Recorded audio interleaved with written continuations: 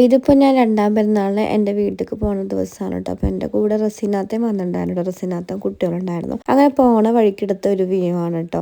അങ്ങനെ പിന്നെ ഞാൻ വീഡിയോസൊക്കെ കുറച്ചെടുത്തുള്ളൂ. സ്റ്റോറേജ് ഇഷ്യൂസ് നല്ല ഉണ്ടായിരുന്നു കേട്ടോ. അങ്ങനെ വീട്ടിലെത്തിയപ്പോഴേക്കും എനിക്ക് പെരുന്നാളിൻ്റെ ഭാഗമായിട്ട് എൻ്റെ ആങ്ങള ഈ ഒരു ചോക്ലേറ്റും ഈ ഒരു വളയുടെ ഒരു സെറ്റും മേടിച്ചു തന്നിട്ടുണ്ടായിരുന്നു. കുറച്ച് ദിവസം മുന്നേ അവൻ എനിക്കിങ്ങനെ വാട്സപ്പിൽ ചോദിച്ചിട്ടുണ്ടായിരുന്നു കേട്ടോ ഫോട്ടോസ്. പക്ഷെ അവനിക്കൊരു ഫ്രണ്ടിന് കൊടുക്കാമെന്നാണ് പറഞ്ഞിട്ടുണ്ടായിരുന്നത്. ഞാനത് ഒട്ടും എക്സ്പെക്റ്റ് ചെയ്തിട്ടുണ്ടായിരുന്നല്ലോ. ഭയങ്കര സന്തോഷമായിരുന്നു കേട്ടോ. അങ്ങനെ പിന്നെ അവൻ ആകെ എന്നോട് ചോദിക്കണതാണ് എനിക്കൊരു ഐഫോൺ വേണം, ഐഫോൺ മേടിച്ചു തരണം. അപ്പം ഞാൻ പറയും യൂട്യൂബിൽ ഞാൻ വീഡിയോ ഒക്കെ ഇട്ട് കാശ് ഉണ്ടാക്കിയിട്ട് ഇടാന്നിട്ട് ഞാൻ മേടിച്ച് തരാമെന്ന് എപ്പോഴും പറയും കേട്ടോ. ഇത് പിന്നെ ലായ്ക്കിൻ്റെ ബർത്ത്ഡേ ആയിട്ട് എൻ്റെ ബാബി അവനക്ക് മേടിച്ചു കൊടുത്തതാണ് കേട്ടോ. ഒരു തോക്ക്, ഒരു ഗണ്ണാണ്. എനിക്കാണെങ്കിൽ നല്ല ഇഷ്ടമായി, തോക്കൊണ്ടുള്ള കളിയായിരുന്നു.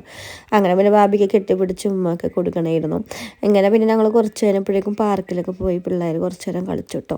പിന്നെ ഞാൻ എൻ്റെ വീട്ടിലേക്ക് നമ്മൾ തൃശ്ശൂർക്ക് വന്നിട്ടുണ്ട്, തിരിച്ച് വന്നിട്ടുണ്ട്. അതിൻ്റെ വീഡിയോസ് ഒന്നും ഞാൻ എടുത്തില്ല.